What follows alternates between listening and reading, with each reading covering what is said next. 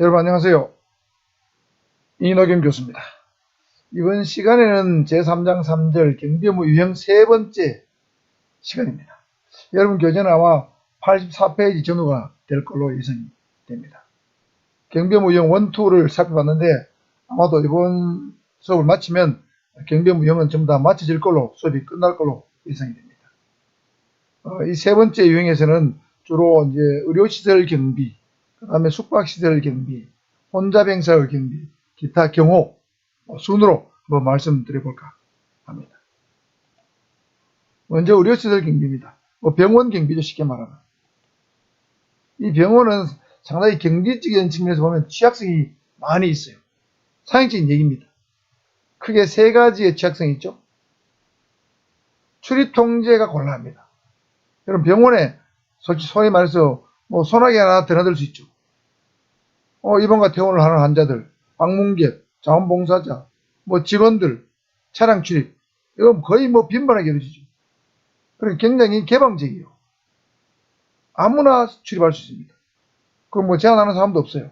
물론 요즘은 코로나 때문에 일부 면회라든가 이런 것을 제한하고 있지만 평상시 같으면 정말 제한이 거의 없다고 볼 정도로 외부인에 대해서 접근 통제하는 것이 어렵습니다. 외부인이 자유롭게 출입할 수 있습니다. 두 번째는 화재에 발생했던 취약성이 있다. 화재가 발생했을 때 발생할 우려도 있고 화재가 발생할 때 위험성도 크다는 거죠. 예를 들면 병원에는 각종 절멸기구, 전기기구, 산소통 이거 폭발할 수 있죠. 그 다음에 각종 약품, 의약품, 그 다음에 가연성 액체, 이런 것들이 많아요. 그래서 이런 것들은 다른 일반 용품에서 화재에 좀 취약합니다. 그래서 화재 발생했을 때 굉장히 대응하기 어렵습니다. 폭발력이 강한 물질들이 많다는 거죠. 그 다음에는 응급실의 응급실 항상 위험에 노출되어 있습니다. 여러분 알다시피 응급실은 24시간 개방되어 있죠. 일반 병원들은 응급실 이외 병실들은 다 밤 야간에 다 어느 정도 통제가 되지만 응급실은 24시간 오픈되어 있어요. 항상 일반의 접근이 가능합니다. 그래서 가끔 예전에도 보면 경기도 어느 지역에서 아내하고 남편이 다퉜는데 이게 아내가 남편의 불만 벗고 남편이 인근에 있는 병원의 응급실로 도망가는데 거기까지 쫓아와서 남편을 칼로 찌른 그런 일이 있었죠. 그래서 응급실도 항상 위험에 노출되어 있습니다. 자, 의료시설 경비는 출입을 통제하기 곤란하다. 화재 대응이 어렵다. 응급실도 항상 위험에 노출되어 있다. 이런 어려움, 위험성을 안고 있습니다. 그래서 병원 경비 담당 부서에서는 여러 가지 적절한 안전 예방 대책을 수립을 해야 되는데 먼저 의료시설 안전관리자가 어떤 안전 확인 요소가 있습니다. 책임자가 해야 될 일이죠. 예를 들면 화재에 취약하니까 각종 소화설비 상태를 점검해야 됩니다. 소화기, 소화전, 소화호스 이런 것들. 옥내 소화전, 옥외 소화전, 각종 소화기. 그 다음에 비상구. 화재 발생 시에 도피할 수 있는 비상구. 그 다음에 화재가 발생할 때 적절히 경보를 줄 수 있는 경보 시스템. 이런 게 잘 작동하는지 항상 점검해 둬야 되겠죠. 그 다음에 병원에는 굉장히 중요한 적이 많죠. 응급실. 그 다음에 중환자실. 신생아실. 이런 것은 일반인의 출입이 통제되거나 제한되는 곳입니다. 이런 중요 지역. 그 다음에 잠재적 범죄에 대한 지속적 감시 및 순찰이 이루어져야 됩니다. 특히 중요 지역의 통제가 굉장히 중요하죠. 그 다음에 병원 내에 절도 같은 것도 많이 일어날 수 있죠. 그 다음에 산소 차단 밸브의 상태 점검. 아까 산소통이 있다고 그랬는데 산소 차단 밸브가 제대로 잠겨 있는지 안 잠겨 있는지 이 수시로 점검해야 된다. 그 다음에 금연구역 아닌 곳에서 담배를 피운다. 그래서 담배를 피우다가 밑으로 던져가지고 어떤 인화물질이 있다면 화재가 발생할 수도 있죠. 병원 같은 데는 주로 옥상 같은 데 가서 담배를 많이 피워요. 피우다 그냥 길 밖으로 던져버리는 거예요. 그럼 재수없어 밑에 인화물질에 불이 옮겨붙는 수가 있죠. 그 다음 비상계단에 어떤 이동에 장애를 줄 수 있는 장애물을 적재해놨다. 이거 안 됩니다. 소방법 위반이에요. 이런 것들 전부 다 점검이 이루어져야 되겠죠. 그 다음에 특별히 유의해야 될 보호 대상이 있는데 위험 요소가 높은 응급실, 신생아실, 영안실, 환자의 소지품과 개인정보, 특히 환자 소지품은 이거 환자 소지품을 노린 절도범들이 굉장히 많아요. 마치 뭐 병문안 온 사람처럼 와가지고는 적당히 보고 훔쳐가는 거예요. 특히 1인실, 2인실에는 예를 들면 환자가 없으면 물 훔쳐가기 좋죠. 다인실은 어렵지만. 그래서 특히 1인실, 2인실에 대해서는 환자 소지품에 대해서 특별한 어떤 관리가 필요하다. 그래서 위험 요소를 사전에 예방하는 게 중요합니다. 병원은 뭐 여러 가지 취약점이 많다고 그랬죠. 위험에 많이 노출되어 있습니다. 그래서 모든 위험을 사전에 제거하는 사전 예방적 차원의 안전 대책을 수립하는 것이 필요하다는 거죠.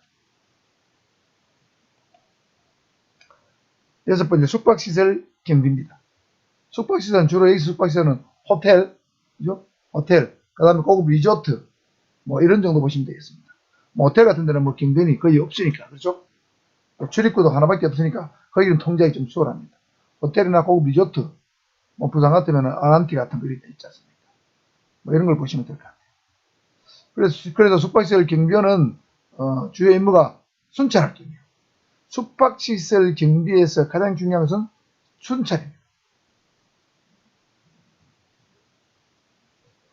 건물 외곽, 호텔 로비, 그 다음에 화재나 폭발물에 어떤 위험성이 있는지, 폭발할 위험성이 있는지 점검, 불법 침입자 감시 등을 순찰을 통해서 확인하고 점검해야 되는데, 순찰의 방법은 여러분 정선 순찰, 난선 순찰, 요점 순찰 등이 있죠.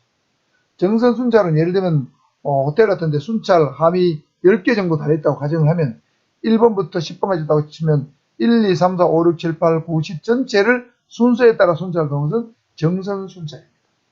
난선 순찰은 순서가 없습니다. 순찰하는 경비원이 자기 마음대로 가고 싶은 데로 가서 순찰하는 거예요. 뭐 1, 3, 7, 8, 뭐 9 이래도 되고, 뭐 2, 4, 3, 4, 2, 4, 3, 5, 8 이래도 되고, 어지러울 난자입니다. 난선 난자는.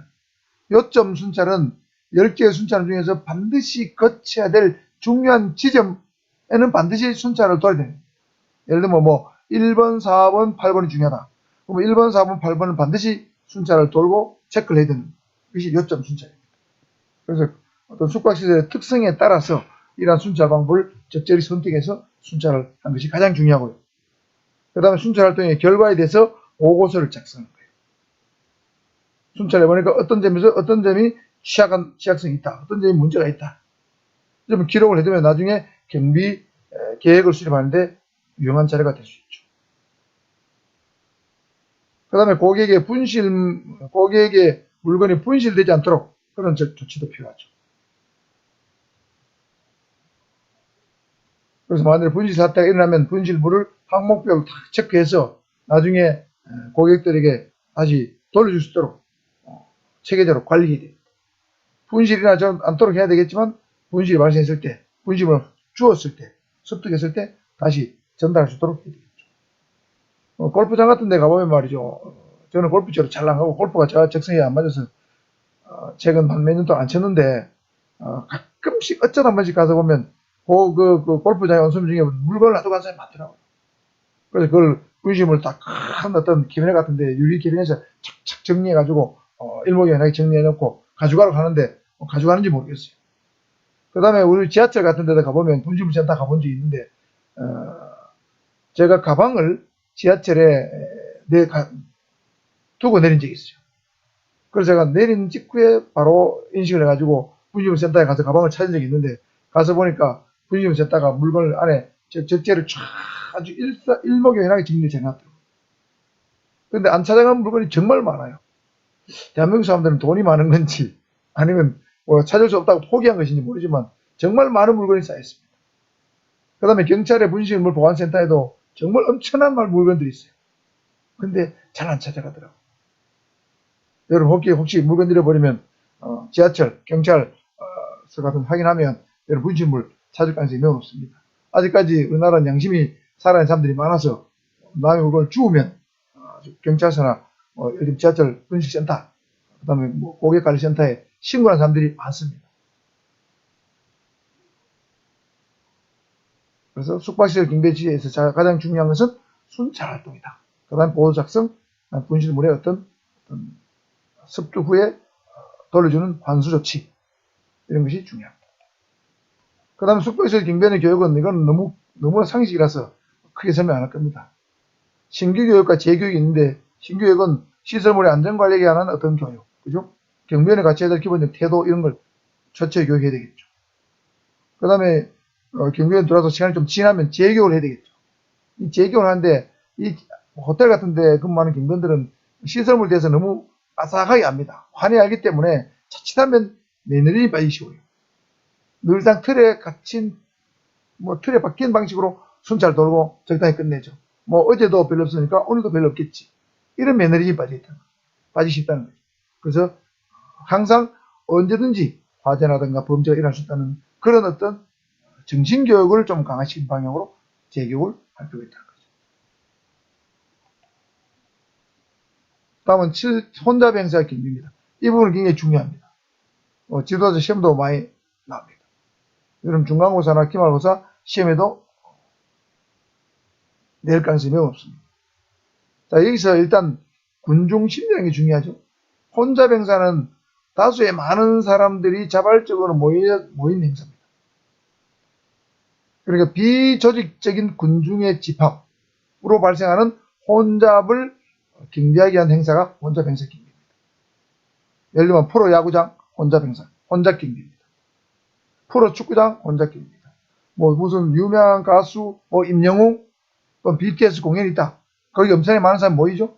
사이에 공연이 있다. 그럼 그 혼잡 행사 경비입니다. 비조직적인 자발적 군중이 모임으로서 발생하는 혼잡을 미연에 방지하기 위한 어떤 경비. 그게 혼잡 행사 경비인데 요즘 경찰학에서는 이것을 행사 안전 경비라는 용어를 쓰고 있어요. 혼잡 경비라는 말보다는 행사 안전 경비라는 말을 쓰고 있어요. 그런데 이런 공연장이라든가 혼잡 행사장에는 군중 심리라는 게 있어요. 군중 심리는 뭡니까? 군중 심리는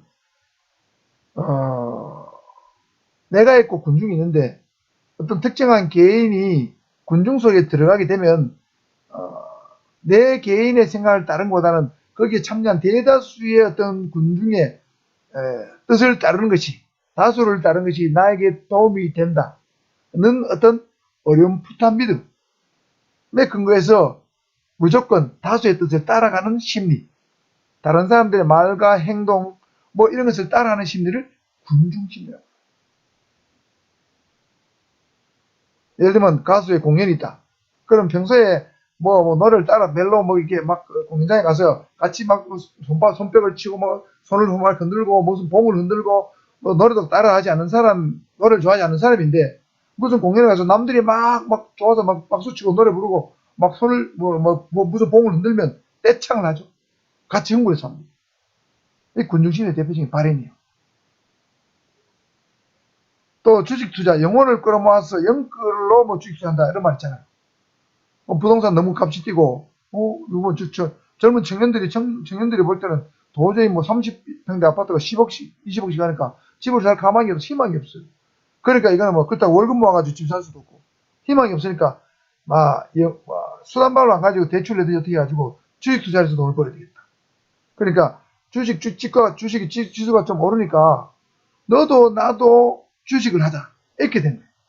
이 주식투자 열풍이죠. 이 군중심리입니다. 요즘은 가상화폐 너도 나도 하죠. 가상화폐에서 돈 번 사람 있지만 쫄딱망한 사람이 더 많죠. 이런 것도 다 하나의 군중심리예요. 남이 하니까 나도 따라해야 되겠다. 무비판적으로 남의 행동을 따라하는 거예요. 밴드웨건 효과하는 것도 있어요. 군중심리의 표현입니다. 원래 밴드웨건은 뭐냐? 밴드는 음악 밴드 있죠? 딴따라 있잖아요. 음악 밴드. 웨건은 역마차는 뜻입니다. 그리고 역마차에다가 밴드를 싣고 다니면서 어떤 행사가 있을 때 앞에서 밴드가 막 음악을 연주하면서 막 치고 나가면 사람들이 막 소리가 들리고 막 하니까 뭔가 싶어서 사람들이 무비판적으로 모여들어요. 그래서 사람들을 끌어모으는 어떤 목적으로 이 밴드웨건을 활용한 거예요. 그래서 밴드웨건 효과는 뭐냐면 사람들이 무비판적으로 맹목적으로 어떤 누구누구를 따라하는 그런 어떤 습성을 밴드웨건 효과라고 합니다. 그래서 예를 들면 지금 대통령 선거를 앞두고 윤석열이가 대통령이 될 가능성이 높다. 그럼 윤석열 지지자가 많으면 나도 윤석열을 지지해야지. 윤석열을 왜 지지해야 되는지 이루 생각지도 않고 지지하는 그런 성향도 변덕한 효과를 볼 수 있어요. 또 이재명 지지자들은 이재명 하면 무조건 뭐 이재명이 욕설을 했든 뭐 정가가 있든 없든 관계없이 무조건 이재명 지지해요. 이게 밴드의 효과입니다. 이런 것들이 이제 경제에 가서는 충동 구매 효과로 충동 구매 효과도 밴드의 효과를 보입니다. 남이 어떤 물건을 사니까 나도 따라 사는 거예요. 그 내 어떤 성향에 맞거나 내가 좋아하거나 따라서 뭐 무조건 사는 거예요. 여기 보세요. 여성들이 바지가 쫙 달라붙는 바지를 한참 입었죠. 그럼 전부 다 아가씨들이 보면 막 그런 바지를 다 너도나 사가 입고 다녀요. 다리가 막 쪼여가지고 피가 안 통해도. 근데 요즘은 또 보면 또 바지가 약간 넓어지고 있죠. 그래 너도나도 넓은 바지를 갈아타는 거예요. 이것도 일종의 밴드의 효과. 그래서 이 군중심리는 대체로 무비판제이고 어떤 그 다음에 맹목적이고 그렇죠? 비논리적이고 이런 심리가 많습니다. 그래서 이 혼잡행사에는 군중심리가 많이 작용한다는 거죠. 그래서 이 군중심리의 특징은 네 가지가 있어요. 이 네 가지는 알아둬야 되겠죠? 경신성, 피암시성, 충동성, 변이성, 과장성, 단순성, 편협성, 전형성. 경신성은 남의 말을 가벼울 경자입니다. 쉽게, 가볍게 믿는다는 거죠. 소위 우리 속담에 저 사람은 귀가 얇아 이런 말 있죠. 귀가 얇아져요. 누가 무슨 말 하면, 한 말 하면 그냥 믿어요. 따라해요. 믿고 따라해요. 그래서 예를 들면 데모 현장에 가면 앞에 어떤 뭐 데모 주동자가 무슨 말 하면 뭐 무비판적으로 따라하죠. 다른 사람이 무슨 말 하면 무조건 따라합니다. 다른 사람이 암시 어떤 말 하면 무조건 따라해요. 옛날에 우리 광우병 파동이 나가지고 PD수첩에서 뭐 광우병 많이 나왔잖아요. 그때 뭐 PD수첩에서 뭐 그런 말 했어요. 미국산 저걸 먹으면 머리에 구멍이 숭숭 뚫린다. 막 이렇게 하니까 정말 머리에 구멍이 뚫린 걸로 착각한 사람들이 많았어요. 그래서 광우병 집회에 많은 사람들이 나갔죠. 뭐 애도 어른도 중학생도 뭐 많이 나갔어요. 그렇게 가볍게 믿는 경향이 있어요. 그 다음에 충동성이 있습니다. 군중심리는 즉흥적이고 충동 행동을 잘해요. 여러분 중에 굉장히 감정적으로 흥분을 잘하는 사람이 있죠. 다혈질인 사람이 있죠. 충동적이에요. 구매도 충동적으로 하는 사람이 있어요. 이것저것 따져보지 않는 사람이 있다고. 이것저것 묻지도 말고 오케이. 충분히 군중심리는 충동적입니다. 그 다음에 단순하고 과장성이 강해요. 군중들의 감정은 굉장히 단순해지고 심지어는 감정이 과장되거나 강화되거나 나타납니다.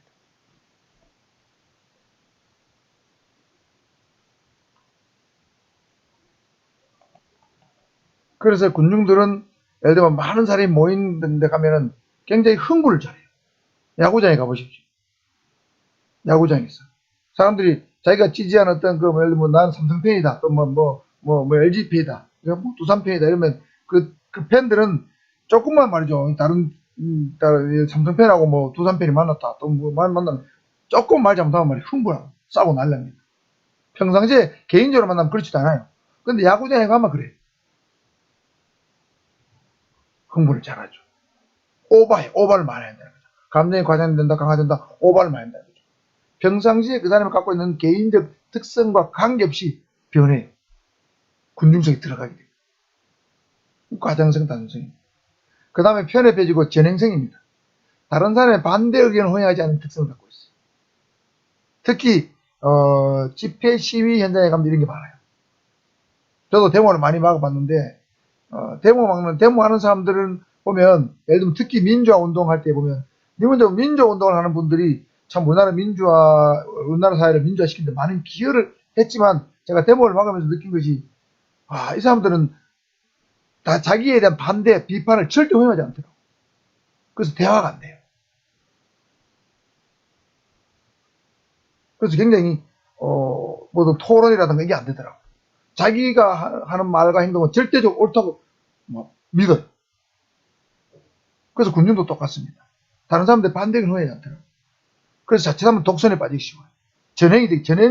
독선이 되면서 전행을 찢기 쉽습니다.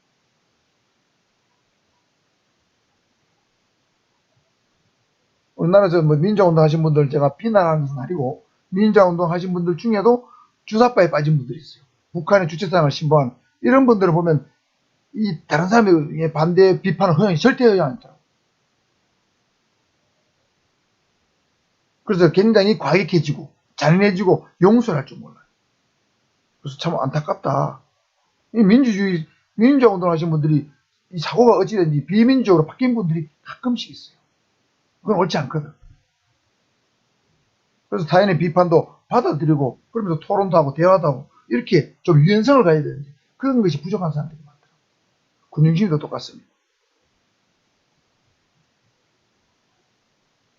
그래서 사람들이 막 모여가지고 불법 집회 시위를 한다든가 야구장에 모인 사람들한테 조용히 해주세요. 질서 지켜야 됩니다. 안 들습니다. 안 들어요. 뭘 던지면 안 됩니다. 물병을 던지면 안 됩니다. 말 안 들어요. 잘 안 들어요. 이런 특성 때문에 그래요. 그래서 군중심리 중에는 정상적인 군중심리가 있고 이상 군중심리가 있어요.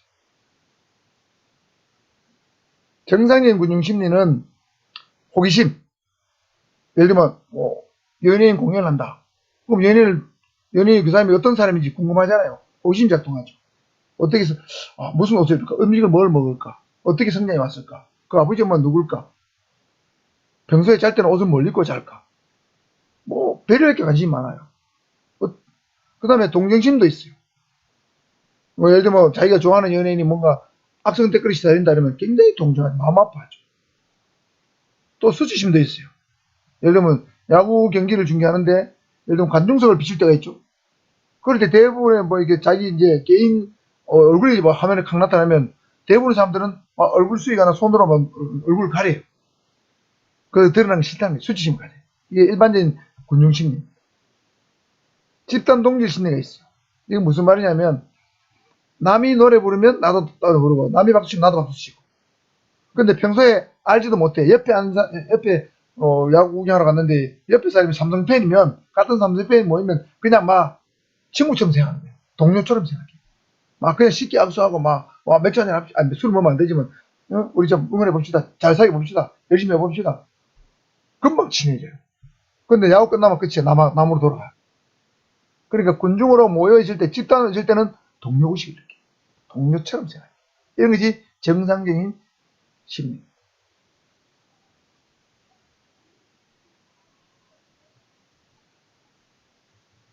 그러면 거기에 비해서 이상군중 심리는 이 네 가지 특성, 정서의 충동성, 추리의 단순성, 욕망 확장성, 도덕적 모순성 등의 원인으로 비합리적이고 태행적 행동을 해서 인명의 손상 또는 재산의 손실을 초래하는 심리입니다. 쉽게 말하면 피해를 가져올 수 있는 심리입니다. 이런 것들은 피해를 가져오지 않죠. 정상 심리는. 이상 심리는 피해를 가져올 수가 있는 심리입니다. 정서의 충동성. 아까 군중심리는 충동성이 있다고 그랬죠? 충동성 있잖아요. 쉽게 흥분합니다. 그래서 감정적으로 행동해요. 자칫하면 주먹질하고 폭력을 행사할 수도 있어요. 폭력 행사하기 쉬워요. 여러분 술 먹으면 폭력 행사하죠. 술 먹다가 괜히 옆에 사람하고 클럽 가서 조금 어깨 부딪혀도 발만 밟혀도 싸우고 시비를 걸잖아요. 그러니까 술 먹은 상태하고 비슷하게 바뀌는 거예요. 이상군중심리는. 그 다음에 추리의 단순성. 예를 들면 공연 행사장에 갔을 때 정보가 한정돼 있어요. 연예인이냐 공연이 아주 내가 좋아하는 연예인이 막 나온다. 그러면 그 연예인이 몇 시에 어느 문으로 들어올지 아무도 알 수가 없어요. 어떤 차로 와가지고 어디 들어와서 행사장에 나오겠죠. 그러니까 이제 좋아하는 팬들은 이 연예인들이 도착하는 어떤 장소 부근에 무작정 가서 대기하는 거예요. 상상 억측으로 이리 올 것이다. 이렇게 대기하는 거예요. 그리고 비판성이 결여되어 있어요. 논리적인 결여되어 있어요. 군중은 추리하지 않는다. 추리는 원래 여러분 논리적인 추리를 해야 되는 거죠. 추리의 단순이라는 말은 사실은 추리를 하지 않는다는 뜻입니다. 맹목적으로 믿는다는 뜻이 무비판성입니다. 추리의 단순은. 예를 들면 누가 연예인이 몇 시에 어디로 온다 하더라고 하면 밑도 묻지도 따지도 않고 걸어가서 기다리는 거예요. 보기 위해서 수단바보 안 그래 가는 거예요. 그러면서 욕망의 확장성이 있어요. 작은 욕망에 출발해서 아주 큰 욕망으로 발전해 갑니다. 그래서 저는 처음에는 연예인 공연을 보려고 했다가 연예인을 좀 다음에 지나면 연예인을 좀 가까이 봤으면 좋겠다 생각했다가 나중에 연예인하고 악수를 하고 싶어 하다가 그다음에 연예인과 포옹을 하고 싶어. 또는 연예인이라도 사인을 받고 싶어. 점점 욕망이 커지죠. 군심이 그렇습니다. 자기가 좋아하는 연예인, 야구선수, 축구선수, 많잖아요. 맹신적이 됩니다. 욕망이 너무 커지다 보면 나중에 파괴적이 되기도 하고 폭력적이 되기도 합니다. 그 다음에 도덕적 모순입니다. 그러니까 군중이 아니고 개인적으로 있을 때는 굉장히 도덕적으로, 윤리적으로 또는 윤리적으로 정당한 행동을 해요. 법에 맞는 행동을 합니다. 이성적 판단을 하는데 군중 속에 들어가게 되면 자기의 어떤 자아 비판 의식이라든가 도덕성을 상실해요. 그 대표적인 해가지고 얘가 부산의 광안리에 불꽃 축제를 할 때 보면 말이죠. 불꽃 할 때 100만 명이 모인다고. 그러면 전부 돗자리 쫙 깔고 뭘 가져와서 가족들이 구경하고 막 박수치고 난립니다. 환호하고 막 그럽니다. 근데 끝나고 나면 그 쓰레기, 광안리 전체가 쓰레기 바다가 돼요. 거기에는 배운 사람이나 못 배운 사람이, 돈 있는 사람, 없는 사람이 똑같이 쓰레기 다 버리고 와요. 돗자리부터 쓰레기 휴지까지 싹 버리고 와요. 들어가는 사람이 거의 별로 없어요. 도덕적으로 모순된 행동을 해요. 거기서는 박사도 버리고 가고, 석사도 버리고 가고, 그냥 평범한 시민도 버리고 가고, 애도 버리고 가고, 어른도 버리고 가고. 도덕적 모순된 행동을 한다는 거죠. 이상군중심. 도덕적으로 모순되지 않은 행동을 해야 되는데, 그렇게 한다는 거죠. 자, 이상군중심이 특히 중요합니다. 충동성, 단순성, 확장성, 도덕적 모순성. 이상군중심.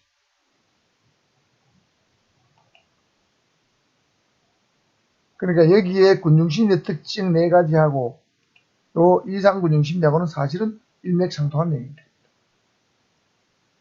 자, 잘 알아두셔야 되고, 군중관리의 기본 원칙입니다. 대규모 군중이 운집한 상황에서는 때때로 굉장히 비합리적이고 무비판적이고 비도덕적인 행동을 하죠. 파괴적인 행동을 할 때도 있습니다. 그래서 안전관리원은 군중관리의 4대 원칙을 지켜야 됩니다. 매우 중요합니다. 세부적으로 살펴보겠습니다. 4가지입니다. 밀도 희박. 이거는 단위 제곱미터당 수용인원을 적게 해야 됩니다. 많이 밀집할수록 사고 위험이 높아집니다. 통제가 어렵습니다. 밀도를 희박하게 해야 돼요. 1제곱미터에 10명이 있던 것을 4명으로 줄인다. 희박해질 거죠. 이동이 일정합니다. 군중들 이동 방향을 같은 방향으로 통제됩니다. 이게 군중의 이동 방향을 같은 방향으로 통제 안 되는 대표적인 행사가 광안리 불꽃축제입니다. 제가 광안리 살기 때문에 가서 가보면 불꽃축제 하기 전에 보면 말이죠. 군중들이 진입로가 워낙 많으니까 와서 좌로 가는 사람, 우로 가는 사람, 그 다음에 반대로 가는 사람, 대각선으로 가는 사람, 막 엉망이에요. 이동이 일정하고 보장 안 돼요. 그래서 이동 방향을 좌에서 우로 하든지 우에서 좌라든지 한 방향으로 통제해야 됩니다. 그 다음에 경쟁적 상황을 해소시켜줘야 돼요. 경쟁 상황을 조성하면 안 됩니다. 예를 들면 무대 앞에 너무 많은 사람이 몰리게 한다. 좋지 않다. 출입구에 동시에 너무 많은 사람이 몰리게 한다. 그러면 경쟁의 상황이 조성되죠. 그러면 사고가 납니다. 그 다음에 지시철저입니다. 지시철저는 군중들은 아까 말한 이상군중심이 있기 때문에 앞으로 가려 하고 위로 가려고, 예를 들면 공연이 있으면 앞으로 가려 하고 위로 가려 하고 하죠. 그 다음에 가수를 보려고 가까이 가려 합니다. 그래서 그런 일을 못하도록 반복적으로 경고하고 주의 방송을 해야 된다는 거죠. 자, 4가지가 군중관리의 기본 원칙입니다.